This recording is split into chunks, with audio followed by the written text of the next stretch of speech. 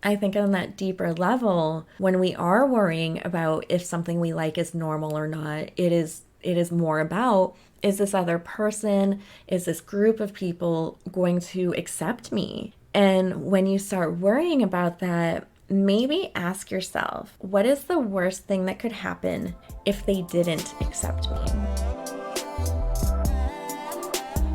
Welcome to Pretty and Kink. I am here to show you the messy side of life and how beautiful it can really be. I believe that all of life is just one big kink, and I want to bring you along on this journey as we explore that. I want to show you the awkward side of sexy, the sweet side of dirty. I want to show you how messy life can be, yet still be so beautiful. I'm Tara V, and I am an adult content creator, and I am also an awkward girl extraordinaire. But I'm not afraid to talk about things that make most people uncomfortable, which makes it easier for us to explore the darker side of all of these things. So buckle up, let me be your safe word, and let's go get weird. Hello, and welcome back, my lovely little weirdos. I'm so excited to be back for another episode, and I hope that you can still hear the big smile that's on my face because you guys just make me stupid happy. And I am just excited that you're here with me and you continue to let me creep and crawl into your ear canals and make myself at home. And I am continuously sorry with how creepy that sounds, but not sorry enough that I'm gonna stop saying it. Love you. On that note, though, of maybe saying weird things, that's going to be our topic for today. Well, not necessarily weird, but normal. What is normal? Do we care if something we like is normal? And who the hell gets to even say what normal is? Like, who gets to dictate that and classify what's good, what's not? Let's talk about it. And the reason we're going to talk about it is because one of you asked me. I had asked for listener questions and I got one regarding a kink, and it kind of opened some things up for me. And I thought this is a good conversation that doesn't have to pertain just to sexual things. I think so much in the world of sex and kink and fetishes and all of that can really pertain to everything in our life. So never hear a topic begin with something that might be sexual that you're like, I'm not really familiar with that, and I'm not sure if I even want to learn about that. Maybe stick around because you might be surprised at what you can pull from that conversation and use it for your everyday life and still have it be effective, or it can still be something that you relate to just kind of in a different manner.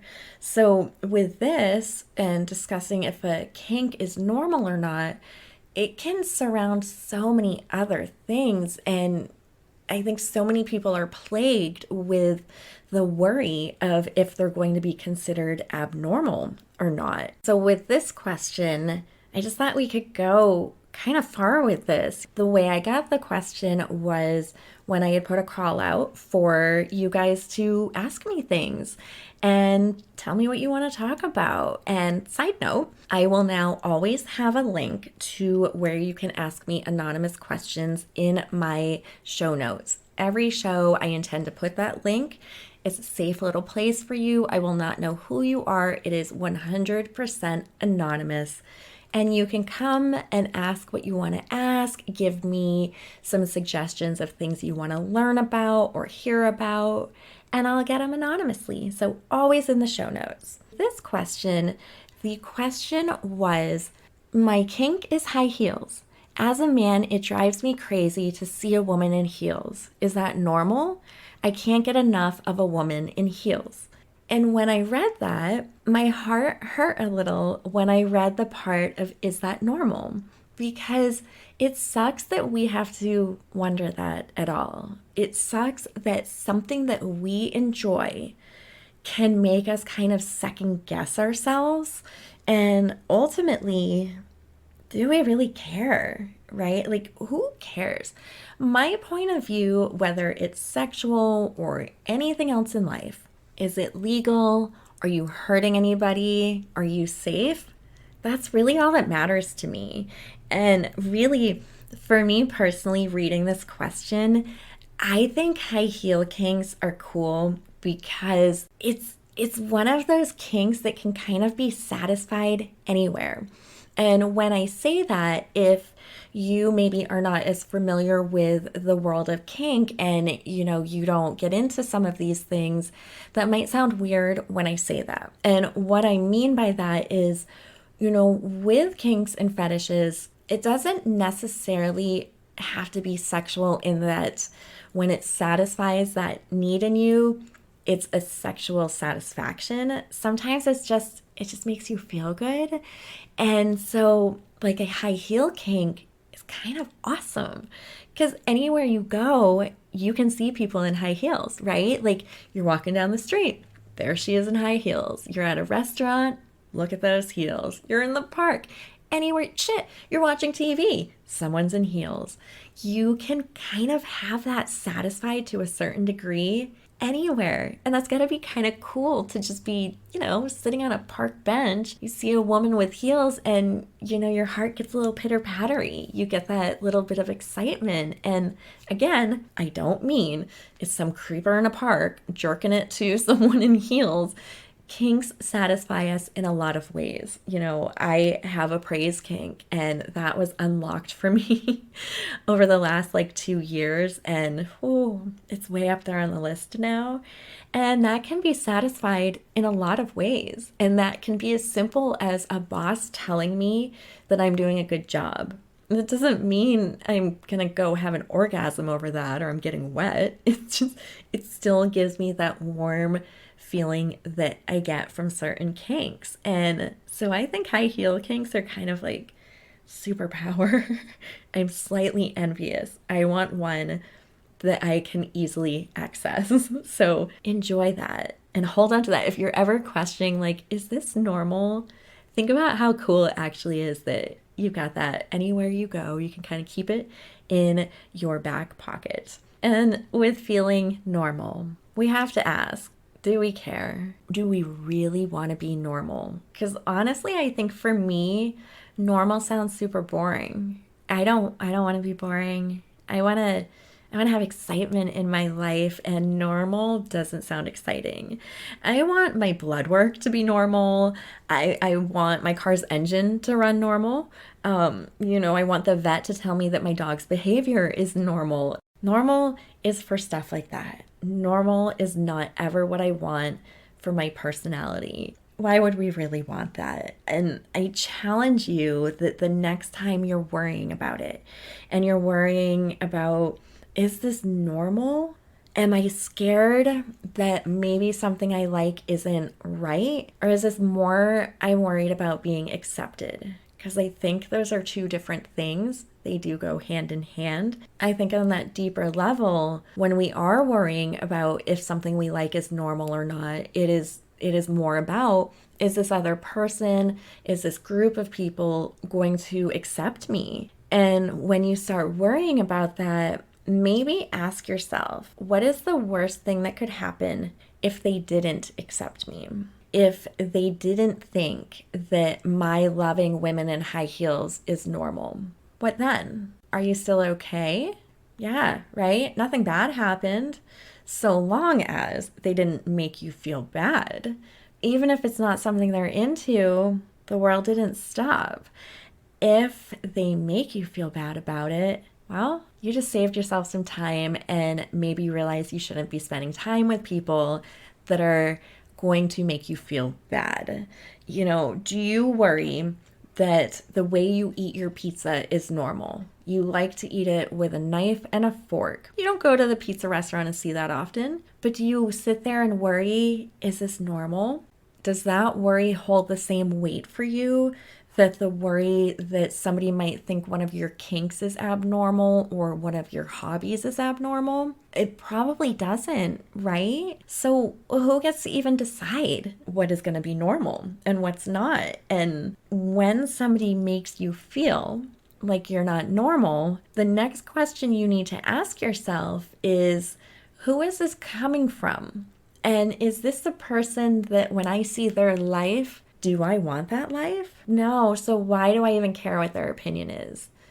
It can still suck because when you start asking these bigger questions, you can see people close to you in a different light than maybe you expected, and it can change relationships a bit. But in the long run, it ultimately is a gift, because do you really want those people in your life anyways? I am not asking for people in my life to necessarily quantify something I like as normal. What I'm asking is for them to accept me as who I am. That's more important to me. I know that my kinks might not appear quote unquote normal in the eyes of some of my friends that don't have the same sexual desires as me. Does that make me abnormal? No, it just makes me different. It just means we have different likes. If they start making me feel bad that my likes don't mirror theirs, that's when there's a problem. I'm not going to look down on my friend or be offended by my friend if I tell her how much I love somebody spitting in my mouth and she kind of looks at me like, oof, what? I'm okay with that. I'm okay with that taking somebody off guard. I'm okay with somebody going, I don't think I understand that, but I'm not okay if then they go, ew, that's so gross. Why do you like that? That's disgusting. Then there's a bit more of a problem. And then I want to have that conversation of like, why are you okay making me feel that way? And if you can't have that conversation and you can't kind of open each other's eyes, then I guess thank you for being a dick, because now I know that you are far too comfortable to make me feel that way. And a friend shouldn't be comfortable to hurt another friend. A lover shouldn't be comfortable to hurt another lover. So ultimately, thank you. You don't have to necessarily agree with what I do, and you don't have to find it common, but you can still accept me with that thing that I like that you don't like. And when we're in sexual relationships, you are going to find partners that are maybe not going to understand how much you love seeing them in high heels. Then you have to make that decision if it's something that you can sacrifice or not. And if they just kind of say, you know, it's not my thing, and that's one thing. If they react to you with like, what? That's so weird. Why would you even? No, I'm not doing that for you. Like, that's weird. Well, take a deeper look at them. Maybe make some changes and go find a replacement. But it's all, I think, in the way somebody accepts you for that. And ultimately, do we really want to be normal? I don't. Do I want to find people that like the same things as I do?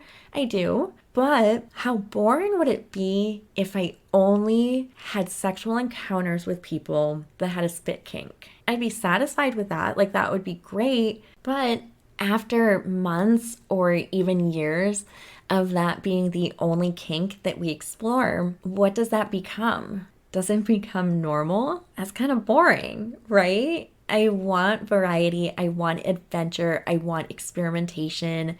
I want all of that. So while I want somebody to accept me for my kink and be willing to explore it with me, I also want people that have other things that they can introduce me to. And that's where I think the problem comes into play if we start isolating people by classifying something as normal or not normal. Then everything becomes normal and it's boring and it's monotonous. I don't want to hang out with the normal people. I want the abnormal people. And when I was prepping for this episode, you know, I was exploring the word normal and the things it brings up for me. And so I thought, the book nerd that I am, I wanted to look up the definition. What does normal actually mean?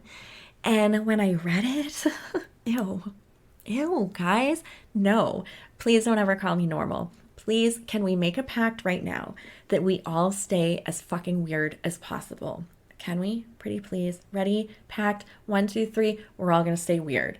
Because the definition of normal is conforming to a standard.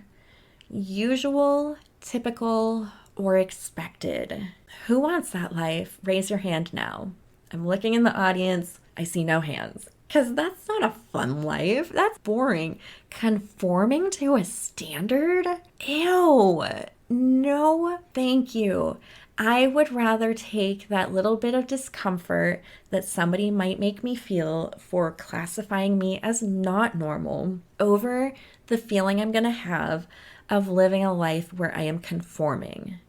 And that word bothered me a lot. Conforming. Ugh. So then I wanted to look at that definition. And then it just got grosser because to conform means to be similar or identical, to be obedient or compliant. Obedient or compliant? Nope. Nope. I will take abnormal with a capital A. That can be my scarlet letter. Put that A on my back. I am A-okay with that. 1,000% down for that. I'll take the discomfort of maybe not quite fitting in with all the other people. I don't want to conform, and I don't want to be normal, and I don't want to be expected. Expected is one of my least favorite things. I don't know. I just like to take people off guard. And it's funny because it's not necessarily a conscious thing I do. It's just what I do. And I'm okay with it. I cannot imagine being expected. Oh, it sounds so boring. And it's funny because one of the most hurtful things somebody ever said to me was that I'm not normal, which I find that ironic for how strongly I feel against wanting to be normal.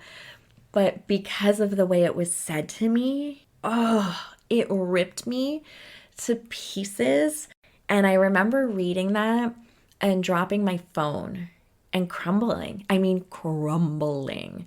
Those words took me down. They took my breath away, and they took that entire night for me because I cried all night long. Because to be told that I was not normal, those words devastated me. And while I don't want to conform and fall into this group of like normalcy, because boring, to tell somebody that they're not normal is just cruel.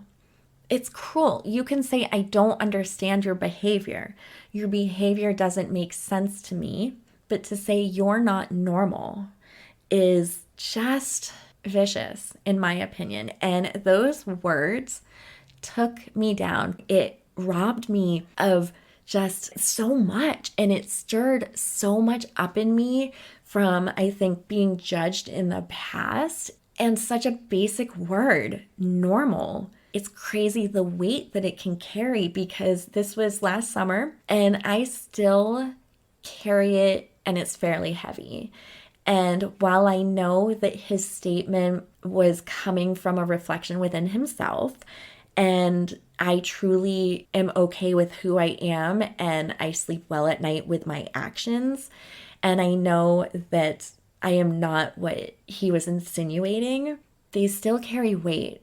And in quiet moments, I still sit with that statement, and it makes me question myself sometimes, and I question my integrity. I question who I am. And that's bullshit. That from somebody telling me that I'm not normal for something that they don't understand or that they don't agree with, and instead of having the ability to sit down and say, I don't understand this, can we discuss this? And instead just throwing those words at somebody, it's not fair and it's not right. And I think we all need to check ourselves a little bit when we begin judging people and thinking like, well, that's not normal that they're doing that. Think about it for a minute and think about, maybe, do I think that just simply because it's something that I don't do? I don't eat pizza with a knife and a fork. I wonder why they do. That's odd. Maybe in childhood, they picked up a super hot piece of pizza, and the way they were holding it, they dropped it, it spilled on their lap, and it burned their thighs. And now they feel safer with a knife and a fork. You have no idea. Maybe they just want to look bougie while eating pizza. Let them be bougie. Question why you think something's not normal, and question what would happen if you just accepted it as it was. What is the worst that could happen? So you have a friend that eats pizza with a knife and a fork. So you have a friend that spits in other people's mouths. Your friend loves to check out women in high heels. It turns them on. Accept it. Move on. Did that change your life any? No. Did it hurt you by accepting it? Mm-mm. Did it damage anything in your life? Did it take anything from you? Has it negatively impacted you? No. You just learned something new about a person, or you learned something about that thing. And if you ask your friend about it and you hear more about it, you might actually get intrigued enough to try it yourself. You never know. So just embrace the abnormal, embrace the weird. We don't want to be like everybody else. We want to be unexpected, and fuck conforming. Let's just be the weird little weirdos we are and keep enjoying life, and fuck everybody else. And the more you have that mentality, you will start gravitating to other people that are your same kind of weird. And suddenly you fit in. Imagine that. So that's it for today. I embrace you, my little weirdos, and I love you for embracing me and my kind of weird.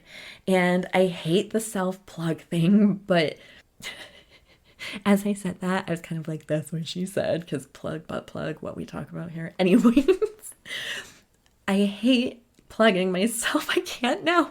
I'm sorry. I don't know what to say. It's plugging. Yeah, I hate like this stupid little self plug. But if you are enjoying yourself, I would love you so much if you left me a review or a rating, because it does me wonders and keeps me in the charts. And the charts satisfy that praise kink of mine and gives me validation so I sleep better at night. So go rate me, review me, love me, and stay weird. All right. All right. All right. Okay. Okay. All right. Okay. Okay. All right. Where even are you? What are you? No. Yo. Don't bite me. Fucker. Dude, stupid. Don't do it. Seriously should have gotten a goldfish. Cinderella glass slipper style. It's mowing the lawn, yo. You're not abnormal, my friend, at all. See, Becky doesn't think you're abnormal either. The more I have evolved as a person, Did you hear that? But what was that? Because I'm alone and you're right here. Please hold.